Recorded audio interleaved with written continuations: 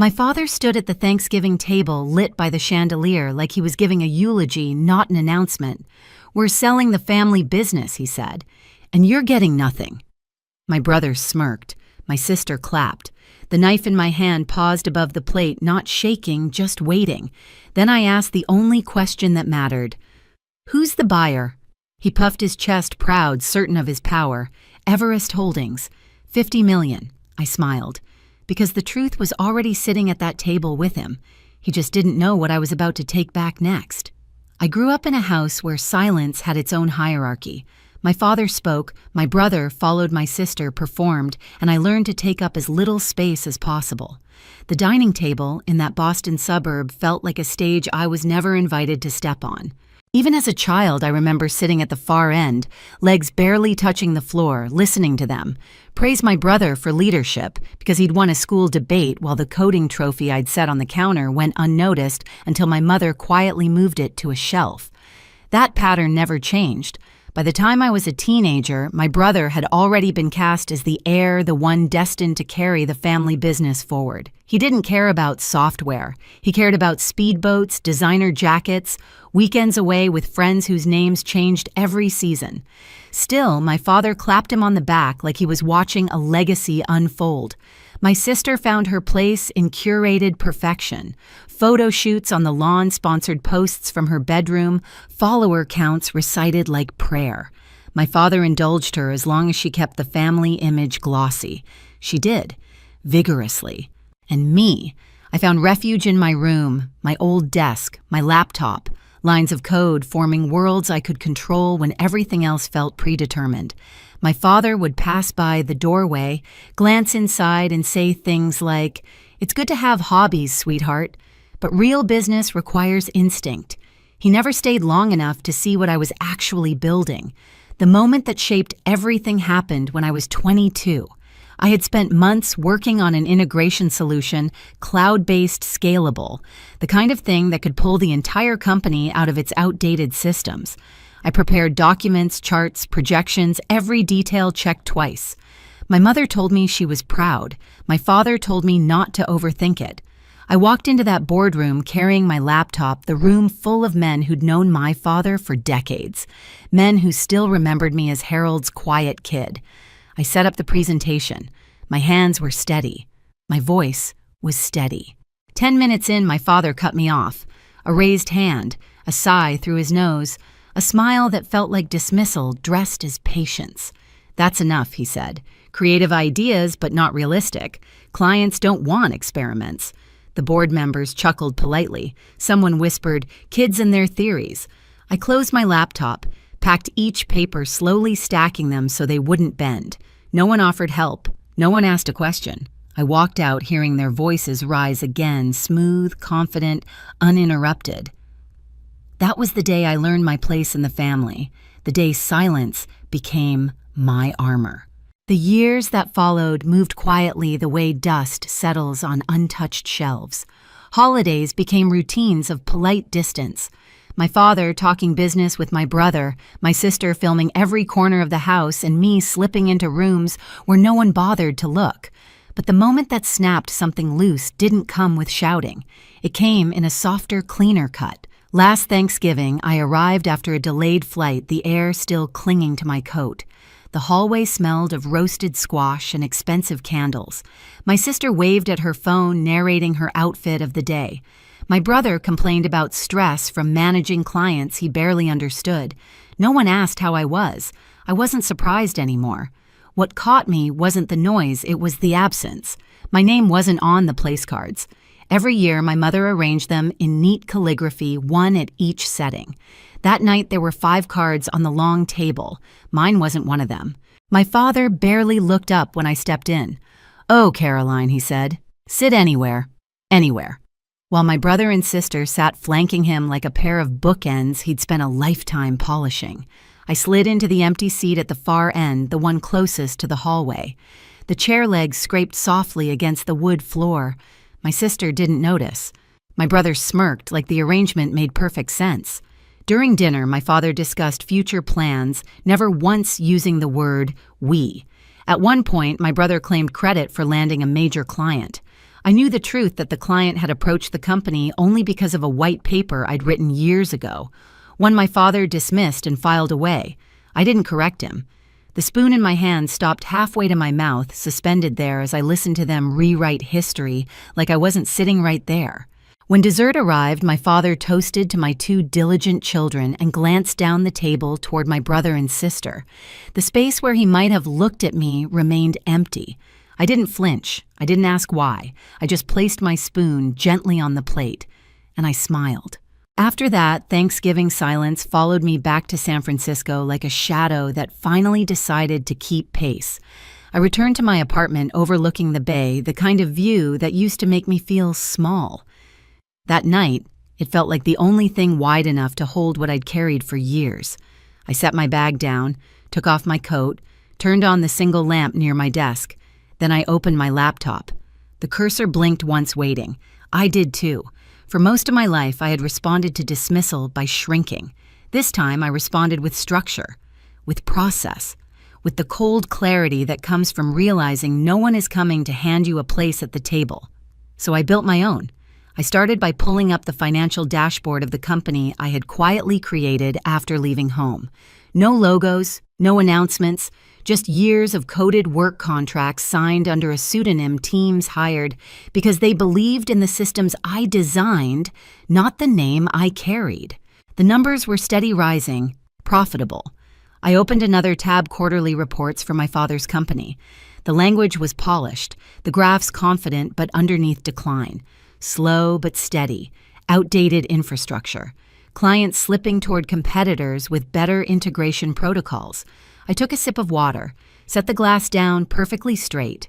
Then I began collecting what I needed: contracts, payments, supplier histories, acquisition notes, internal audits, meeting minutes from mergers relevant to the software industry. Each document slid into organized folders labeled cleanly, precisely. The soft clicks of the mouse became their own rhythm, steady, unhurried, unbreakable.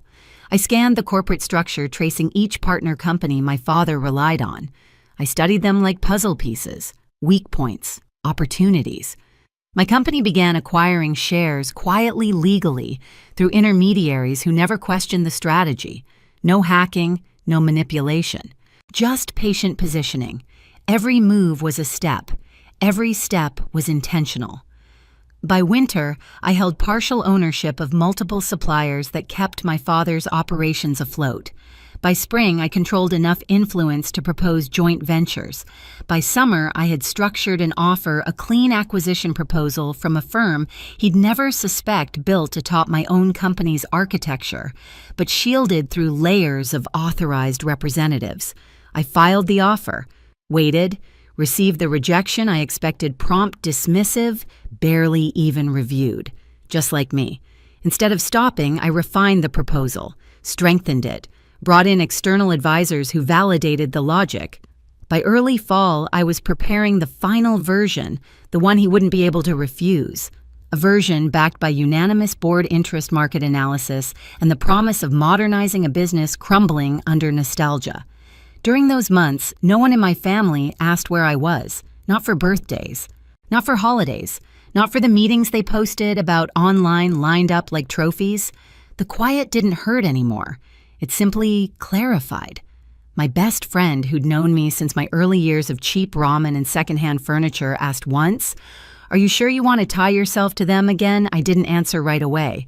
I just opened my laptop again, the screen lighting my face in a cold white glow. "This isn't about going back," I said. "It's about drawing the line they never thought I'd reach." She nodded, the kind of nod you give someone who's finally speaking a truth they've held for a decade. The night before Thanksgiving, I sat alone in my office as the building emptied around me. The hum of the heater, the faint echo of footsteps disappearing down the hall, the bay outside my window dark and patient. I reviewed the acquisition file one last time, checked the records for accuracy, verified the signatures, confirmed the advisory notes, filed the final version with legal. Every action was small, almost invisible, but each one carried the weight of the years I'd been talked over, talked around, talked past. When everything was ready, I closed my laptop, slid it into my bag beside the folder of printed documents, placed my name card case on top minimalist brushed metal, cold against my fingers. I straightened the items until they aligned perfectly. Then I exhaled. The next morning, I boarded a flight to Boston. The sky outside the plane window was a flat sheet of gray, a quiet color, a focused one. My father's house looked the same as always, grand, cold, trimmed neatly for guests who were never me. I entered carrying nothing dramatic, no speeches, no anger, just the tools of a woman who had spent 10 years becoming the person they thought she'd never be. I set my bag gently in my old room. The dust on my childhood trophies glimmered in slanted morning light. I let the silence linger there for a moment, tracing the edges of who I'd been and who I'd built. Then I walked downstairs, folder tucked under my arm. For the first time in my life, I wasn't returning as a daughter. I was returning as a decision. This time, I wouldn't fix what they'd broken. Thanksgiving dinner began the way it always did. My father at the head of the table, my brother beside him, like an understudy waiting for a cue, my sister live-streaming the centerpiece as if it were a celebrity. I sat at the far end, the place where sound dimmed and decisions never landed. Dessert had barely touched the table when my father tapped his knife against his glass. The room stilled. "We're selling the family business," he said, voice warm with self-satisfaction. "And you're getting nothing." My brother laughed. My sister clapped. Their reactions were so rehearsed they might as well have practiced them in the mirror. I didn't move. The candle nearest me flickered, bending toward the empty space between us. I lifted my eyes. "Dad," I said, tone even. "Who's the buyer?" He straightened, pleased with the question. "A firm called Everest Holdings. They're paying $50 million. A murmur ran through the table. My brother's eyebrows shot up in sudden greed. My sister whispered it into her phone like she'd discovered breaking news. I pressed a fingertip to the stem of my water glass, aligning it with the edge of my plate. Then I smiled. "Dad," I said quietly, "I am Everest Holdings." The reaction happened in waves. My sister's phone slipped from her hand. My brother's fork clattered against his plate. My mother exhaled sharply, wine glass trembling. My father didn't move at first. He blinked as if the room had shifted positions without informing him. "That's not possible," he said finally, a thin edge entering his tone. "Everest Holdings is run by someone named Caroline Stone," I finished for him. "Yes, that's me." He studied my face with the same look he'd given me in that boardroom 10 years ago, trying to parse what he had overlooked.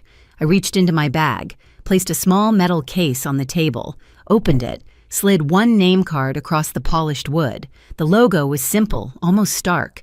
The name beneath it was mine. My father didn't pick it up. My brother did, snatching it like it might offer loopholes. "This is a joke," he said, voice cracking. "You don't have the money for this." "I built it," I said. Contract by contract. Acquisition by acquisition. Quietly. Legally. My mother finally spoke. "Caroline, all these years." "All these years," I echoed. My father leaned forward. "Even if this were true, which it isn't, the board would never approve a sale to you. They already did," I said. Unanimously. I removed the folder from my bag, set it beside the name card, opened it so the signatures faced him. His face drained first of color, then of power. "You manipulated, no," I said. "I followed the process. Advisory review, legal compliance, market valuation, standard procedure." I paused. "Everything you taught us to respect." My brother shoved his chair back. "This isn't fair. I've worked there for years." I looked at him steady. "I know about the vendor payments, the false billing, the offshore transfers." His face froze. "I could file a report," I added, keeping my tone clinically neutral. "Or you can repay the money and resign." Quietly. My sister swallowed hard. "What about me?" "You can stay," I said, "but you'll work. Media branding, actual deliverables. No image without contribution." My father finally stood, hands braced on the table. "You expect me to accept this? To hand my company, my legacy, over to you?" I didn't raise my voice. "I'm not asking you to accept it. It's already done." Silence spread across the room like a slow-moving tide, inevitable, heavy reshaping everything it touched. My father sank back into his chair, the realization landing on him, one breath at a time. "You planned this. For 10 years," I said, "not to destroy you, to save what you were losing. No one spoke. Not my brother, whose world had just shrunk. Not my sister, whose phone stayed on the table screen dark. Not my mother, whose eyes softened with a grief she couldn't name. The dessert candles burned low. The clock on the wall ticked. And for the first time in my life, the silence belonged to me. 6 months passed before I realized how different the world felt when no one was trying to shrink you back into the shape they preferred.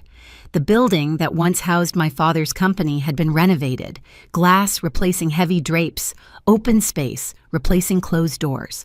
The old conference room, the one where he stopped my presentation mid-sentence a decade ago, now held quiet light from a skylight we installed. Whenever I walked by, I didn't speed up or look away. I just breathed. My father had taken the advisory role. I offered no authority, only presence. The first few weeks were stiff ceremonial. Then something softened. He stopped lecturing in meetings. He started listening. Sometimes I'd catch him watching the younger developers explain new workflows, his expression a mix of confusion and reluctant wonder. My brother repaid what he owed, went back to school. For the first time, he sent me a message that didn't ask for anything, just a line about a class he liked. I didn't respond right away. I read it twice, then set the phone down quietly. My sister built a media unit for the company. Real work, real metrics. She filmed an internal piece about women in tech and didn't mention her follower count once. When she showed it to me, she waited not for praise, but for feedback. I gave it. She nodded, serious, absorbing it. At home in San Francisco, mornings felt different. I'd sit by the window with my coffee, the steam tracing upward, like a reminder of breath I'd held too long. The bay moved the way it always had, slow, steady, but I saw it with new clarity. My apartment was the same. The quiet inside me wasn't. Some nights I passed by my old childhood trophies that I'd brought west after the restructuring. I didn't dust them or arrange them. I simply let them sit. What they represented was no longer something I needed to prove. One evening, I returned to Boston for a quarterly review. As I left the office, I glanced into the dining room where everything had fractured that Thanksgiving. The table was empty now, no candles, no applause, just chairs pushed in neatly. Silence again, but this time it sounded like air I could finally breathe. In the months that followed, distance stopped feeling like abandonment and started feeling like choice. The boundaries I'd drawn didn't close anything, they clarified everything. My family moved differently around me now, not out of fear, but recognition. I didn't need their permission to take up space, and they finally saw there was never anything small about what I'd built. I stood once more at the long dining table, now cleared sunlight catching the polished wood. No voices, no corrections, no performance, just a quiet truth settling into place. Sometimes the silence that remains is the part you get to keep.